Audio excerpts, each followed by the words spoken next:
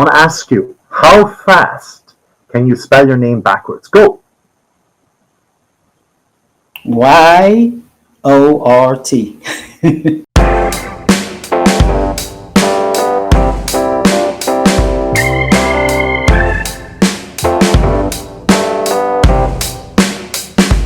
Welcome to Midlife Opportunity, where you can avoid a midlife crisis and instead take the opportunity that is yours.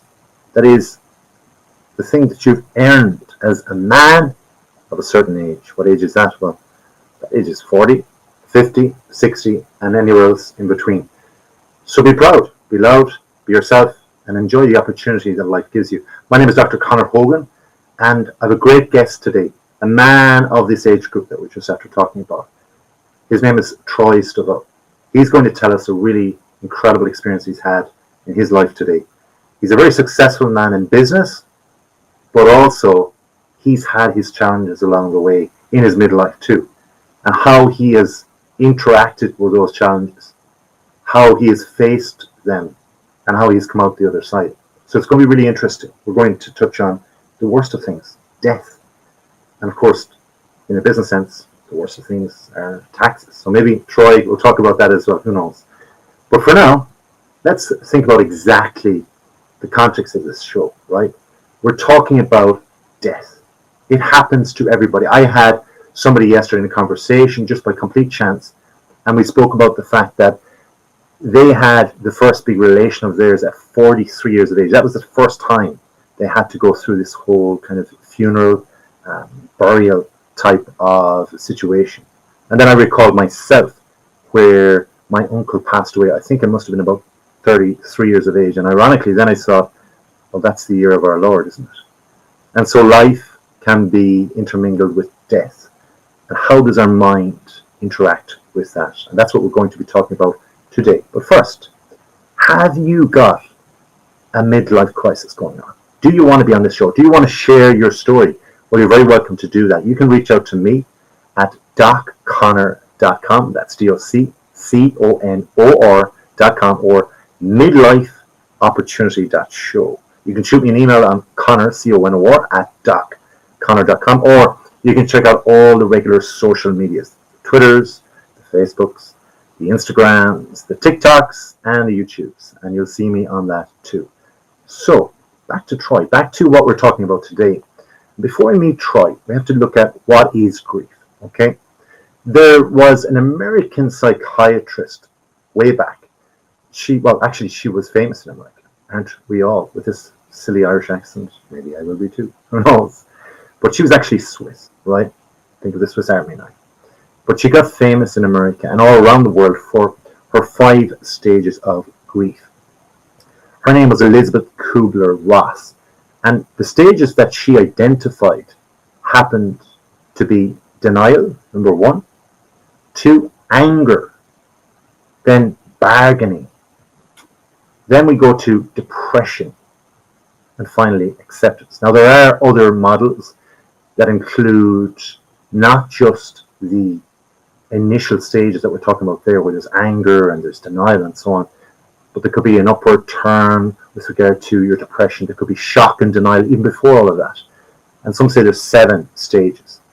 So to keep it simple today, we're looking at the 5 stages and how we're looking at this real life example here with Troy and how he's used this in some way to create a better life for himself within his business and perhaps his family. So think about it for a second. Have you ever been depressed? Have you ever been in denial when somebody goes? There's grief there, isn't there, initially? Or are you depressed right now thinking about this? You know, the great thing about these stages for people is that they do occur, but they're all very individualistic. That's where it's complex if we look at it from here on in, if you haven't suffered a death in your life. But if it's individualistic, if you've gone through it once, I'm sure you can go through it again and you know what to expect. And that's the self-awareness that I touched on in the very first show. And that's why if you have a midlife crisis or you feel you have a midlife crisis, you still have the opportunity to react in a different way through the experiences that you've had. So until that, great interview coming up right after this break. make sure you take your opportunity, your midlife opportunity, to watch these great advertisements. Come back and let's watch and listen to the great Troy. We'll be back after this.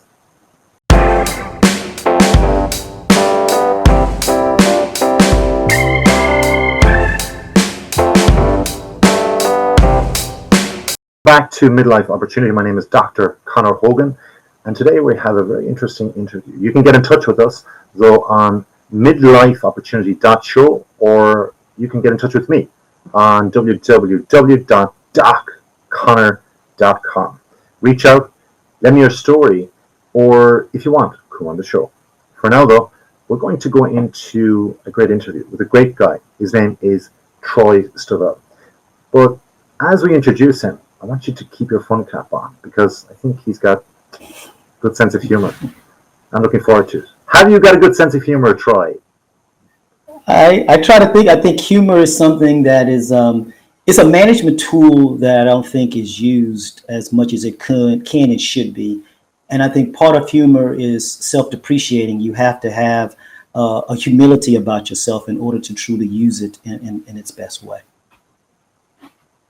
Well, I'm looking forward to digging a little bit deeper now in these next few minutes with regard to how you used, coping mechanisms and everything to get through what you've got through, and to hear, of course, about that as well. But first, let's have a little bit of fun.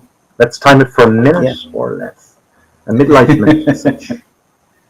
Okay. So, Troy, I want to ask you, how fast can you spell your name backwards? Go. YORT. That was clever, because I was expecting the whole one, because of course you have a middle name, isn't that right? Troy A. Is it Lemale? Still up? Well, no. So short version of it, I grew up Troy Stovall, and I still use that. But I found out at 18 that my dad, who raised me, was not my biological father, and his. Oh my God, we're going into a big story here, and we're still on the minute. We're still on the minute. You're right. Sorry. No, I have to interrupt. Okay. No. All right. Number 2. Go. What was the name of the idyllic place that Red in Shawshank Redemption wanted to return to? Oh, it was the there was the tree, and then there was the beach. I can't remember which one you referring to. Definitely the tree where the treasure was, and then he went to the beach where he ended up having his boat.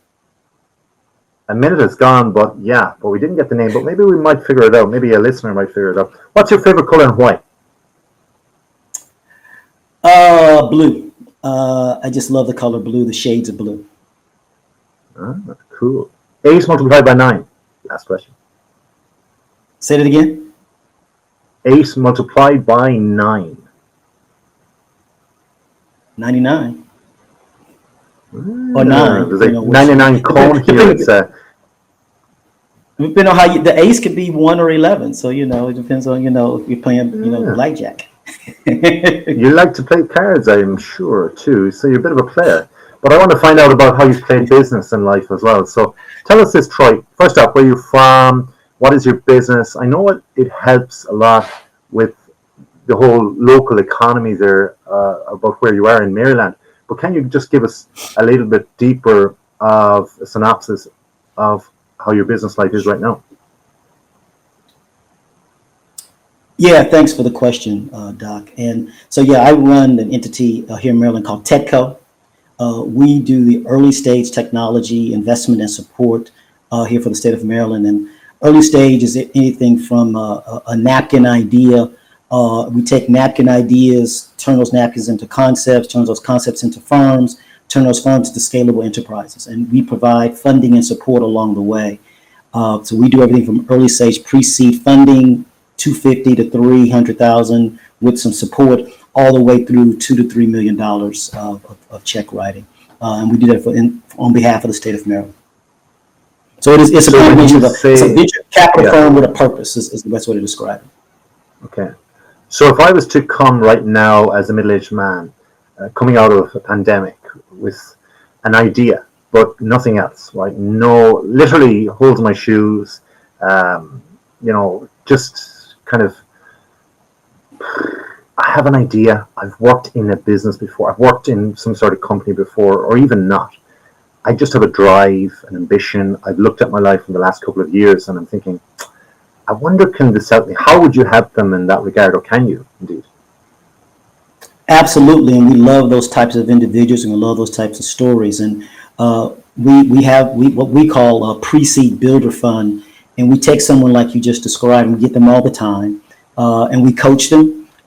Sometimes we do, sometimes we have other people in our network that do that for us. We take that idea and help craft it. Sometimes we're not the ones to help craft it. We find those who can help craft it. We get that turned into what's called a proof of concept or minimum viable product. That's just a term that we use in the venture business. And once we have that, we can fund that, like I just said, at 250 to 3, give them another coach that we would pay for to turn that concept into a firm. And then once they're a firm, we can provide other monies or find other people's monies as well. So you're talking about money now. We all like money. So what is it that, like, how can you, is the startup cash coming from you, or you mentioned earlier on with regard to you do it on behalf of the state of Maryland. So how does that work in the first stages, money wise? We have, the state funds us, but we also have some outside capital as well. But our money is on our balance sheet, if you will. So it's our balance sheet that we're funding them. And we do three things. We provide capital. Okay. We actually provide coaches to individuals. And we also connect them to the ecosystem. So if they need lawyers, if they need other talent, if they need access to a wet lab or 3D printing or computing resources or just a desk, all the things, anything that you also need outside of just a check. You build a network and you interact with them as well. Absolutely, that way. Absolutely correct. And so do you stay with them other than, getting this funding? Like, do you stay with them in a long-term way insofar as when they, hopefully the startup then, as you say, from a napkin idea or whatever to a startup, and then bang, it does well. How does the longevity of this project go in connection with you guys? No, we stay with them. That's exactly right. We stay with them all the way through. So we get bought out at the C or D or pick an alphabet round. We're normally funders through the A, B round, and then if they are at that level of success, they normally those investors are trying to buy out us early stage investors, which is, that's our model. And so that's not a problem. But during that whole process, we stay with them. We have a firm right now we've put a couple of million into, and we're still helping them think about how to raise that next round of capital. All right. Okay. So presumably then the coaches, then, if the person comes in with an idea, they may not have money management skills, financial backing or whatever. So then the coaches might come in, or a specialist coach within your realm might come in at that very early stage and redirect. So the process might be different. Would that be true to say? It might be different for every individual? Yes, it's very personalized. It's what they need based on our assessment of them and what they're telling us, and what our history of working with similar types of entities. Yeah. We'll have a conversation, and then within our network, what we call network advisors, with one of our network advisors, we'll have somebody that meets the skill set that they need. Yeah, because it looks really impressive. Your website looks like ridiculously impressive. You've got a huge team of people. Would definitely tell people to go to that for sure. So what I'm interested now, you're with respect, okay, you're not 25 years of age. You might look it, but you're not 25 years of age. And now I know you like musicians that when they were 25 years of age, or when you were 25 years of age, was it Stevie Wonder that you'd be getting it on as such? Is that true? Stevie Wonder is one of the greatest musicians, period. I just think he's one of the greatest musicians, period. I'm not going to argue with you there. So tell me this, though, music aside and all the great times in life, and obviously success of business, making money, helping other people. Wow, that's wonderful. You get to a certain age, how much is enough? And where has there been a midlife crisis or challenge for you? Yeah, I appreciate the question. And before I answer, I want to comment on something you said at the beginning in your intro. Yeah, go ahead. You mentioned the 4 or 5 stages. Sometimes people use 7 stages of grief management. Yeah. And I just recently, with a friend of mine, wrote an article using the 7 stages as the pathway that people are having to take now in dealing with and addressing how to address diversity, equity, and inclusion, or DEI efforts at their organizations. Because there is a level of grief, there is a level of acceptance, there's a level of anger that you have to progress through. And I think putting that emotional context to what people are struggling with as they walk through this DEI journey, my co-author and I thought was important. We've gotten a lot of great feedback, so it's intriguing that you mentioned it as this. But directly answering your question, you're right. I've had this journey that I've had that has included highs and lows. And I think one of the two pivot points that I think I'm going to quickly walk through happened back in 2000. And so my wife and I, 3 consecutive months experienced a loss, significant loss. So it started in July of 2000. In July, my wife lost her grandfather. My wife is from North Carolina. We've been married now 26 years. And she lost her grandfather, who was a fairly well-known minister there in North Carolina. She was very close to him. The very next month in August, we lost my sister. Now, just a small little story with my sister. My sister and I are born a day and a year apart, July 18th and 19th, 64, 65. Yeah. I just gave away my age. And she was born with sickle cell. And my sister, I probably spent more of a quarter of my life in hospitals watching my. At one point, Doc, my sister had 103-degree temperature for 4 consecutive days. And back then, they just put her between some refrigerator coals just to keep her cool. And so she suffered. So you guys were really close. You were tight. Very close. Presumably, from a very young age. So she passed away in August. And then in September, the very next month, my wife and I lost our daughter. My wife was pregnant at the time. We had a daughter. And I literally still have the pictures of my daughter was born. She could barely fit in my hand. Camille, her name was Camille Lynn. We named her Camille Lynn. Still have pictures of her little footprints. Yeah, we have a birth certificate, and she passed. So 3 consecutive months of that challenged us as a couple, challenged my faith. I'm a man of faith. I grew up Catholic, actually wanted to be a priest. And it really challenged us.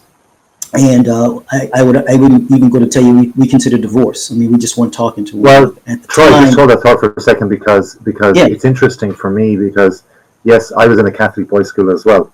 And even though you're on one side of the Atlantic Ocean, I'm on the other. I mean, even as you're telling that story, year 2000, I'm thinking back to exactly what I was doing at that stage and even on that summer, because I was in the United States for that summer as a student. So we weren't too far away, and we're not too far away, be it through faith, but also through what you're saying is really interesting to me because I'm thinking straight away, and I'm sure the listeners and watchers of this and viewers of this particular brilliant, fantastic midlife opportunity are wondering, like, how did you cope? Because I mentioned earlier on with regard to if you have the experience of grief once, you can almost kind of be aware of that the second time around, but this was like bang, bang, bang for you. And then the worst one was, presumably the worst one is to come. And just even as you described that, it seems like a person that's very, close, obviously, but they're older. The second person is really close. And the third person is flesh and blood from a creativity point of view. It's almost like 3 generations. How did you cope in that regard? So, 4 words. John Palmer and Chuck Poole. At the time, I was the CEO of a family office called Gulf South Capital. I had co-founded with the guy and his family, a guy named John Palmer. No reason to know people that name, but Palmer started SkyTel, the paging company. And so he asked me to start his family investment office, which is based in Jackson, Mississippi. At the time, we were living in Philadelphia, outside of Philadelphia, Pennsylvania. So I decided to go. I was going back and forth. It's a long story there, but I was going back and forth. And I go down there, and John introduces me to Chuck Poole. Now, Chuck Poole is the pastor of his church there in Mississippi. Chuck is one of the country's leading experts in loss. He's written a ton of books. This is how God works. So Chuck comes and ministers to me. And then my wife comes and joins me. This is in November, right around her birthday in November. Chuck drops everything he's doing and comes and ministers us for a day. I mean, a whole day. He's with us. We're crying. We're praying. We're laughing. I'm getting emotional thinking about it. And it was, to answer your question, it was Chuck Poole and it was God through Chuck Poole who saved us, saved our marriage, saved me. And I would tell you, if Chuck Poole called me right this second and asked me to come and do something, I wouldn't even ask the why. I just say what time you need. And the funny thing is, just as you say that, you're getting emotional.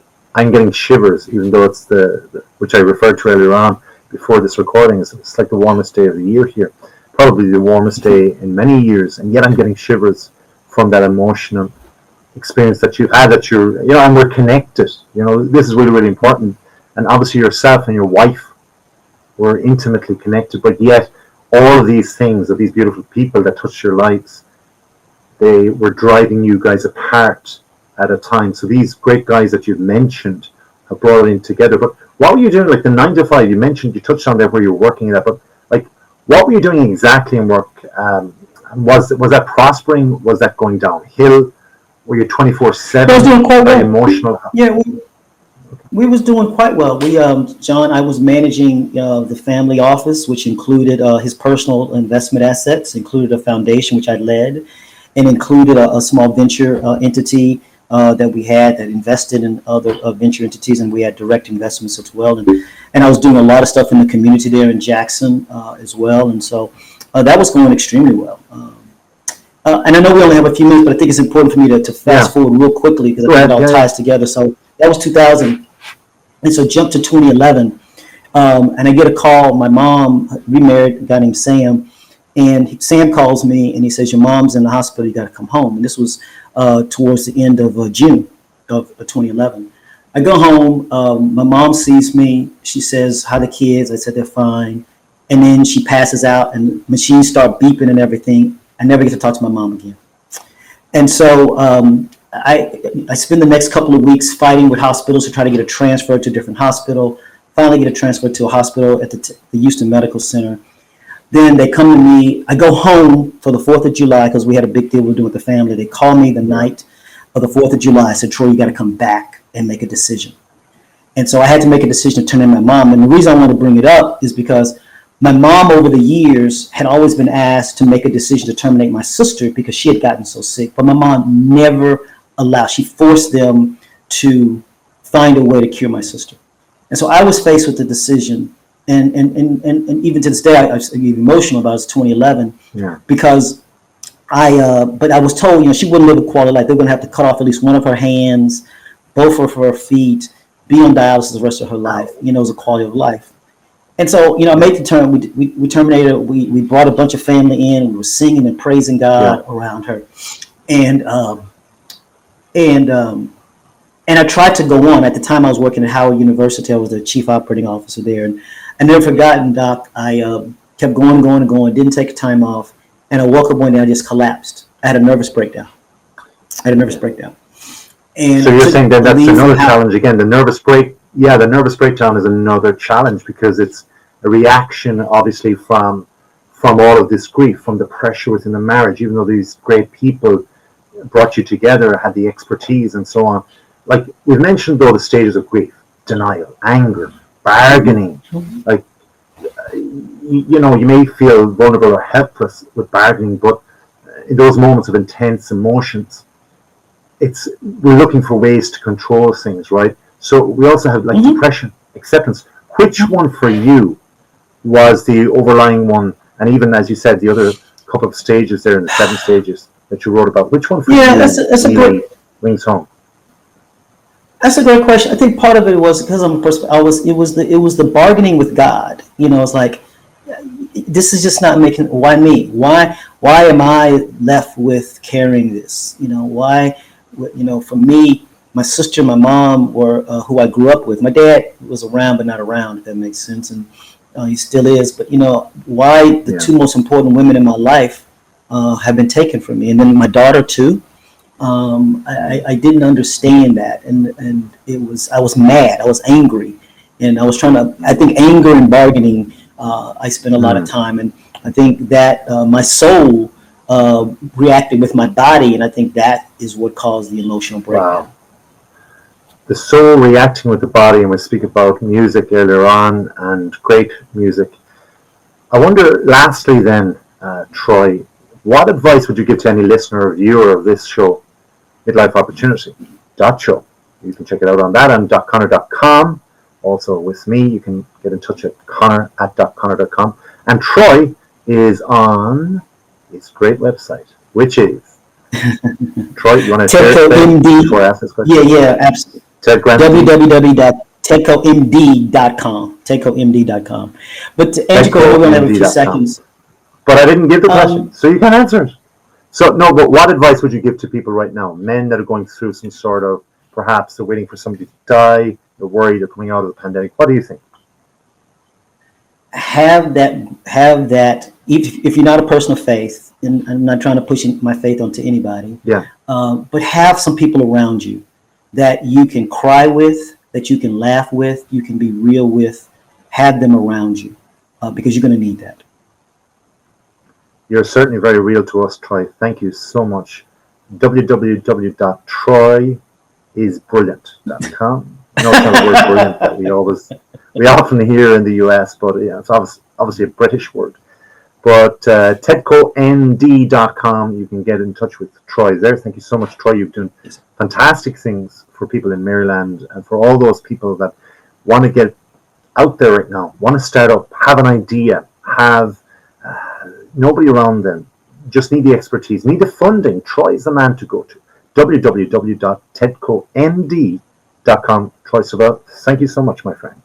We're going to be back after this break where you'll have another opportunity, not just to listen to the great Troy Stovall, but also to share your stories. I'll tell you about that, and we'll wrap up on exactly what these 5 stages, 7 stages, and if these individual stages are affecting you, how and what you can do with that.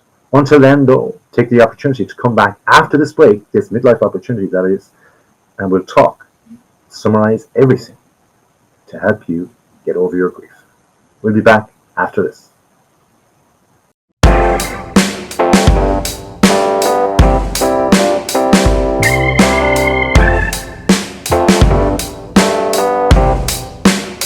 Hello and welcome back to Midlife Opportunity. What is your opportunity? I want you to avoid a crisis in life and come see life as an opportunity at midlife. This is one of the messages that Lieutenant Oak McCulloch just gave us in this earlier part of today's show. Midlife Opportunity. Show is also how you can get in touch with us, or you can get in touch with me on docconor.com. That's DOCCNOR.com. You can email her at docconor.com. Why do I want your company? Why do I want you to come in here?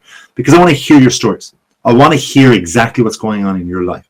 Right now, in the last couple of years, with COVID, cost of living, with the war here in Europe, all of these things, these are challenges, but they can be flipped around.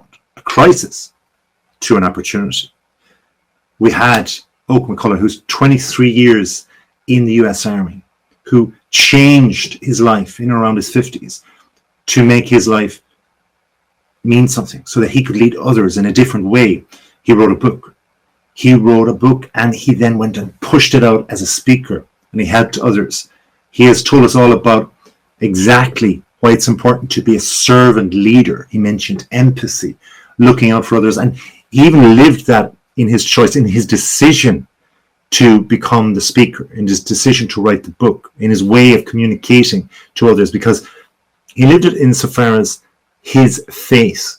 He changed religion. How many people do that? He looked at what was going on in his personal life with his wife and the fact that he wanted to lead his family in a way that he knew to be best for this world that we're living in right now. He also found from all of his dealings with religion that spirituality is really core to his servant leadership. And servant leadership is all about serving others, looking at, as we said at the start, empathy, community, and communicating in a way that's good for others, that's not forceful, but that does allow others to come in and help us so that we can make others leaders in turn as well. Like he has been led in the US Army, where he gave a fantastic example and story of a great leader that helped him, who was extra years in the army when he was 28 himself, and gave him the tidbits of advice that was needed to become and accelerate, to be the great father, the great leader, and the great person he is right now with his book and with his speaking. And so servant leading in the way that was spoken about there is so important, and it's something really needed in this world right now. But the interesting thing from a research point of view about servant leadership, It's very difficult at times to document exactly what's going on because it can be flawed. How can it be flawed? Well, the thing about it is, unless the leader or the leadership project that is being researched, unless those people, those respondents, those surveyed, those interviewed and so on, are actually ethical in how they report things, then it's really difficult to quantify, to figure out how many people are becoming servant leaders, how many people are showing empathy, how many people are actually being the good communicators, the people to bring others into community. So it's really, really important for us to quantify things in our own life. And one of the ways we can do that is by, when we're alone, just look at ourselves and make the decision that, is this the right thing to do? Am I looking around for everyone else in the community? Am I actually actively going to go out there and do something that serves not just me, but others as well? It's about being honest, being truthful, and being aware. And we mentioned that on episode 1. But that's episode 2, almost wrapped up. But until we go to episode 3, remember our speaker today. Remember our great guest, Oak McCulloch. And you can check out his website at Oak he is like strong as a tree, but it's actually www.ltcoakmcculloch.com. Leaders all the start of their websites, except for me, because I'm Conor.com, and you can get in touch with me at any time. Also, midlifeopportunity.show. We want to hear from you, your worries, your comments. Come on board. Let's hear from you. All right. So until next time, remember, on NGBNT.TV, we have got for you, my friend, the opportunity to come on television and tell us all what's going on, making your midlife crisis into a midlife opportunity. I will be there for you. I will support you outside of the station. You can communicate with me, Conor at .conor.com. I will be your accountability partner, and you will see life as a midlife opportunity. Until next time, as we say here in Ireland, slán, bye-bye.